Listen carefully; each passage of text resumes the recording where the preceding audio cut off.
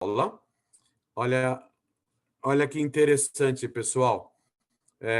Yaakov Avinu, ele era considerado Ishtam Yoshev Halim, uma pessoa íntegra, mas o Tam tem dois significados, tanto íntegro como ingênuo. Uma pessoa que está ligada só a assuntos espirituais, não está tão ligado a esse mundo. Mas, a pedido da mãe Rivka, ele se fez passar pelo Esav e acabou pegando as bênçãos, né? Já que ele tinha comprado a primogenitura do irmão, o direito de receber as bênçãos do irmão, ele acabou pegando as melhores bênçãos do seu pai, a pedido da mãe, e depois o pai concordou que ele realmente tinha feito certo, mas foi com astúcia, como já explicamos anteriormente, e Jacob também teve que lidar com o larápio Lavan. Lavan era uma pessoa extremamente negativa. Jacob, chegando em Haran, ele começou a já trazer bênçãos para o Lavan, né? Uma série de bênçãos. O Lavan, que era um derrotista, um coitado, começou a prosperar com a presença do seu sobrinho e genro, etc. E o Yaakov acabou abençoando o local. Mas ele teve que usar de astúcia também para lidar com Lavan.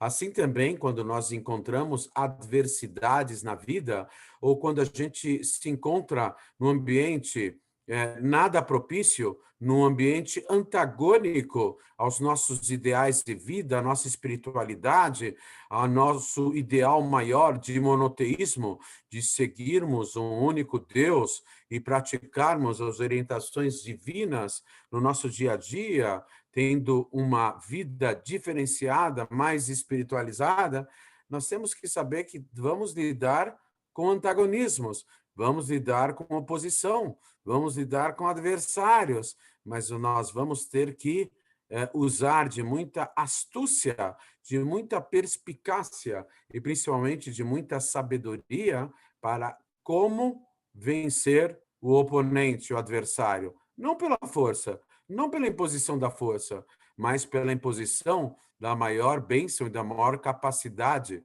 que Deus nos consagrou, que é a capacidade intelectual de discernir cada aspecto da vida e mesmo num conflito de interesses, soubermos ou sabermos perfeitamente como lidar e como cativar e conquistar o adversário, né? E é isso que Yaakov fez. E ele impôs respeito ao seu sogro Lavan. Interessante que está escrito na Torá que o Lavan ele mudou para menos, ele diminuiu, mudou para menos o salário de Yaakov, que era contratado dele 10 vezes, mas os sábios falam que não são 10 vezes, que a palavra vezes aí significa dezenas. 10 dezenas. O Lavan, ele falava um valor que ia pagar para o Yaakov e sempre pagava menos. Ele alterou esse salário 100 vezes. Ou seja, o cara era terrível. E Yaakov, mesmo assim, ele conseguiu se conectar a Deus durante os 22 anos que ele ficou fora de casa. Existe uma série de outras ideias, um paralelismo entre Yaakov e os seus descendentes, mas eu realmente quero reservar agora que vocês possam também colaborar. O nosso Zoom ele fica bem mais interessante quando deixa de ser um monólogo, só o Rabino falando, e é muito mais interessante quando há a participação de todos. Então, nós vamos aqui fechar esse assunto para lembrando que Yaakov Avinu ele desceu finalmente para o Egito e o povo de Israel saiu do Egito. Então, Yaakov Avinu foi elevar o Egito espiritualmente, mas a consequência foi que os seus descendentes saíram do Egito na primeira redenção. Assim como o Egito é a fonte de todos os exílios, a saída do Egito é a fonte de todas as redenções, até a última e definitiva redenção, que nas palavras do Rebbe, do líder máximo da nossa geração, candidato chapa única a se revelar como Mashiach, ele é candidato por um lado, na verdade ele já tinha assumido esse papel, mas, por outro lado, chapa única, não tem ninguém que possa concorrer na chapa, porque é uma chapa única, nem Covas e nem Boulos etc., aqui em São Paulo, não pode concorrer com o Rebbe, mas a ideia é de que o Rebbe ele falou que a qualquer momento nós teremos a última e definitiva redenção a qualquer momento mesmo, se Deus quiser. Nós vamos abrir agora as perguntas. Temos aqui uma observação, mas teve revelações e pode dizer que não observaram o que elas viram. Como o senhor... Então, vamos ver aqui, tem uma pergunta aqui, eu já vou ver no chat aqui. Espera um pouquinho só. O Marmol, sim, Yosef. A matriarca sempre tiveram revelações, os patriarcas não observaram o que elas viram. Como o senhor pode falar sobre isso? Então, na verdade, as matriarcas, em geral, elas tinham particularmente a Sará, que era uma profetisa maior que o próprio Abraão. Então, Hashem, ele divide as qualidades entre marido e esposa, homem e mulher, noivo e noiva, né? Divide, de forma que eles se complementem. A mulher, ela tem uma intuição a mais. Então, um bom marido é aquele que ouve a sua esposa. Está escrito na Torá, Hashem pede para Abraão ouvir a Sará. E quando ele saiu rico lá do Egito, está escrito na Torá que tudo que ele conseguiu foi por causa da sua esposa. Então, pessoal, segurar a receita mística para ficar rico é honrar a esposa. Entre parênteses, é por isso que tem por aí um monte de pobretão, porque nós não damos a devida honra e respeito às próprias esposas. Está escrito no Talmud que um homem deve amar a sua esposa como a si mesmo e honrá-la mais do que o seu próprio corpo, do que a si mesmo. Essa é a receita para sermos beneficiados por Deus e ficarmos ricos, fisicamente falando, financeiramente falando, tratando a esposa literalmente na palma da mão.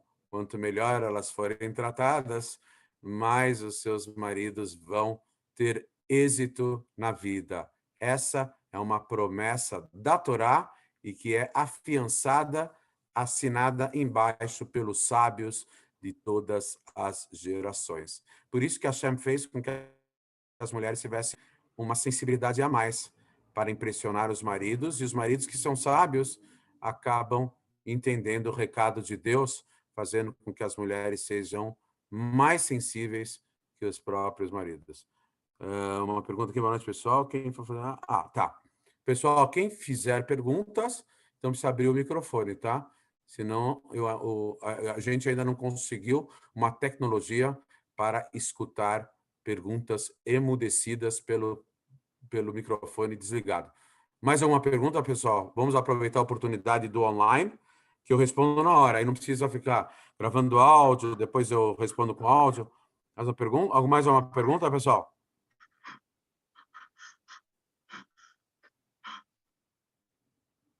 Sim. Alguém tem alguma pergunta? Sim, o sonho de Yaakov, perguntado pelo José Júnior. O sonho de Yaakov, a escada é física e espiritual. Não, a escada, o sonho foi uma revelação de Deus. Explica a Hassidut, a filosofia racídica, que essa escada é a oração, é a reza, é a oração. Quando nós rezamos a Deus, nós começamos a subir uma escada espiritual. A oração faz com que subamos de patamar, de grau. Nós vamos galgando degraus da espiritualidade por meio da oração. Quanto mais nos concentramos na oração, nós não sentimos, mas a raiz da nossa alma vai adentrando outros mundos espirituais. A outra ponta da conexão da alma, que é o extremo da alma que está dentro do corpo, nem sempre percebe isso. Mas a Hassidut, a filosofia racídica, explica que a escada vista por Yaakov é uma escada espiritual que representa a dinâmica espiritual da prece, da oração, onde subimos uma escada cada vez maior, cada vez mais, cada vez maior, nos elevando de degrau ou de grau em grau. principalmente a raiz da nossa alma. Mais uma pergunta, pessoal, aproveitando. Luiz Ricardo, errado nós tentarmos vencer a nossa natureza, não nos conformar com algo e tentar superar? Não, de forma nenhuma. Luiz, a gente tem que ter... boa noite, Luiz Ricardo. Nós temos que ter o discernimento, o critério, né, que a gente adquire quando a gente adquire sabedoria. A palavra em numerologia judaica, Gimátria, tem a palavra Teva. Teva significa natureza, e tem a palavra Teva Sheni, ou Ha-Teva, Ha-Sheni, que dá a segunda natureza, que é o valor numérico, a Gimátria da palavra Emet. Emet significa verdade, né? Uma vez, eu já comentei aqui anteriormente, um oficial romano perguntou para o Rabi Akiva, Rabi Akiva, por que vocês judeus fazem a circuncisão? Deus já criou o ser humano perfeito. Se Deus não quisesse que essa pele a mais estivesse presente, ele próprio não a faria surgir. Então, por que vocês fazem a circuncisão? Aí, como um bom judeu, o Rabi Akiva respondeu com outra pergunta. Ele falou, escuta, e por que vocês não comem o trigo na sua forma mais natural, como uma espiga no campo?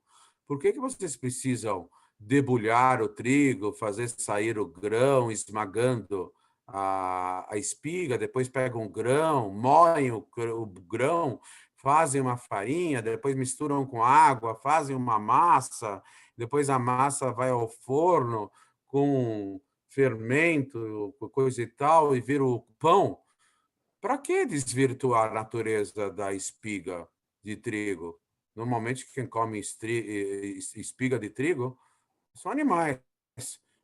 Normalmente, a gente come o trigo transformado. Então, existem duas naturezas em cada coisa nesse mundo. Tem a natureza aparente, que é a primeira natureza, e tem aquela natureza que atende o seu potencial maior.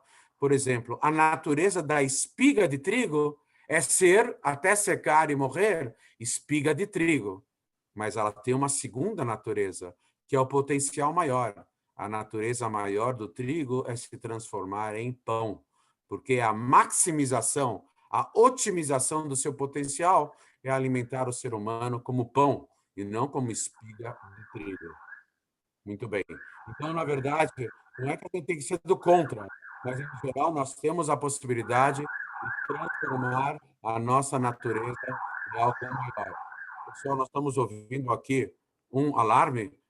Será que o Mashiach chegou e está querendo nos avisar alguma coisa? Não sei. De repente. Muito bem. Mais alguma pergunta? Rav Yaakov vindo para cá. O Yaakov, quem está perguntando, Moshe Ben Nachman, o Yaakov vindo para a casa de Lavan, se o tio seus descendentes indo para o Egito, significa exílio, exatamente. A pergunta é, Yaakov sabia que os descendentes sofreriam na Galut pelo mundo até a redenção final? Sim. O Yaakov ficou sabendo porque essa ideia foi transmitida por Abraão. E Deus já disse para Abraão tudo o que iria acontecer no futuro. Vamos lembrar que esses sadiquim, essas pessoas iluminadas, elas tinham inspiração divina, inspiração profética. Elas conseguem ver passado, presente e futuro. Então, elas se posicionam acima do tempo, né? Então, conseguem ver os três tempos numa outra dimensão adimensional. Então, Yaakov já sabia tudo o que iria acontecer com seus descendentes até a redenção final, claro que sim. Mais mais uma pergunta, pessoal? Aproveitando a ocasião, vamos aproveitar? Estamos aqui à sua disposição. Mais alguma pergunta, pessoal? Vamos aproveitar o online. Não tenham vergonha. O meu avô, de abençoada memória, ele tinha um sotaque carregado de polonês, porque ele nasceu na Polônia. Apesar que ele falava Yiddish sempre, não só polonês, o Yiddish. Então, ele sempre brincava com as crianças. Ele falava assim, não tenha vergonha, sem vergonha. Ele falava para não ter vergonha, mas acabava chamando de sem vergonha. É a piadinha dele. Mas eu vou contar mais uma do meu avô, pessoal. Vou contar mais uma do meu avô. Meu avô era muito espirituoso, ele tinha um bom humor. Quando ele recebia visitas em casa e estava na hora de dormir, ele falava o seguinte, poxa, eu tenho uma inveja de vocês, ele falava para a visita. Ele falava, por que, seu Moisés? Ele falava, porque vocês podem sair a hora que vocês quiserem. Eu não. Ele já estava em casa, não ia sair, né? Então, era um trocadilho que ele fazia discretamente para dizer que já estava na hora, ele era velhinho, que já estava na hora de dormir. Mas ele brincava muito, era sempre o bom humor, a brincadeira dele. Pessoal, mais uma pergunta? O que é o espírito que... Oh, tem algumas coisas aqui. Vamos ver? O que é o espírito que passou de Moisés para Yoshua? A inspiração da liderança, a mesma coisa que passou do Rebbe anterior para o Rebbe. Quando falece um líder da geração, a liderança, um certo cargo que tem um líder, passa espiritualmente, passa para o seu sucessor, que vai preencher o seu local, que vai ser esvaziado e ainda suplantá-lo, né? Mais uma pergunta: por que Esaú não tentou se elevar, fazer o bem, seguir Hashem? Na verdade, existe uma ideia de que Esaú se arrependeu no último segundo de vida dele, quando ele foi decapitado. A prova é que a cabeça dele rolou até a proximidade do túmulo do seu pai Isaac. Ele tinha uma ligação com o pai dele acima totalmente do bem e do mal. É a mesma ligação que Absalão, tinha com o pai, rei David. Está escrito no Talmud, o Absalão tentou matar o próprio pai, Deus os livre, e o rei David foi um dos maiores tzadikim, uma das pessoas mais iluminadas em todos os tempos. Eu volto a dizer que de toda a humanidade, as 3 almas mais espetaculares que já passaram por o mundo para sempre é Moshe, David e o próprio Mashiach. O rei David vai ser o vice-rei do Mashiach. Quando ele ressuscitar, o rei David vai estar ao lado do seu descendente Mashiach. Então, é uma alma espetacular. E sofreu as agruras de ser perseguido mortalmente pelo seu próprio filho. Mas a ligação entre pai e filho era tão grande, que está escrito no Talmud que o rei David ele deu 7 suspiros. Ele falou: ai, meu filho! Ai, meu filho!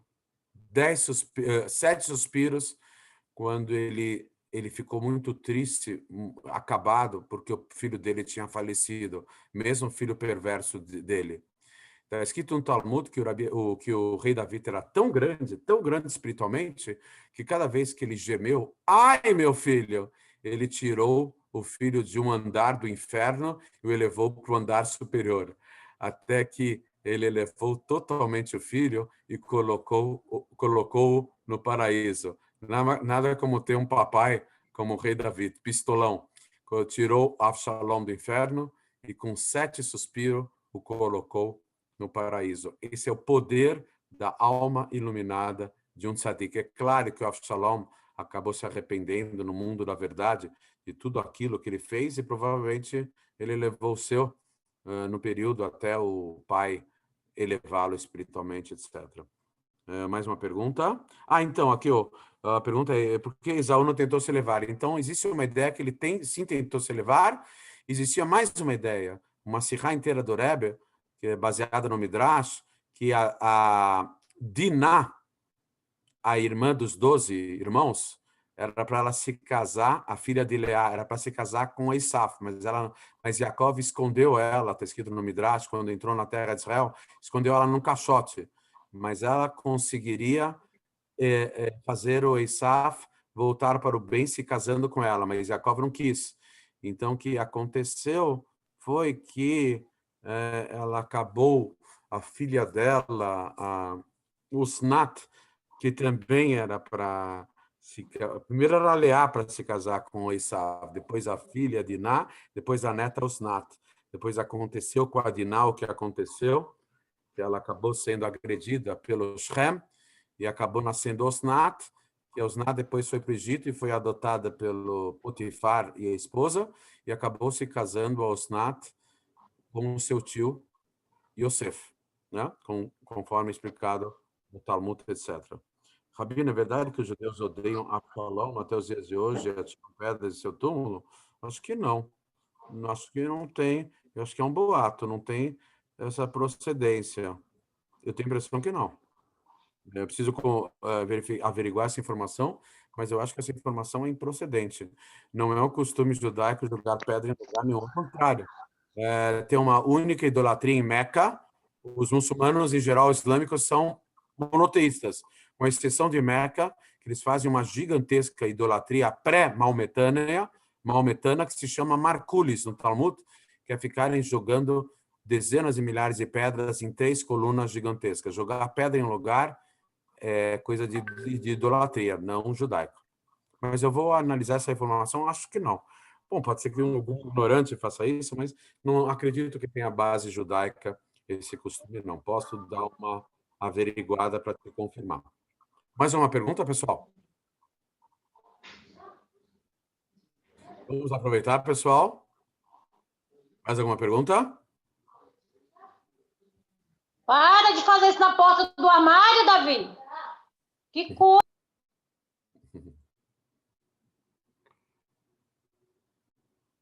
Mais alguma pergunta?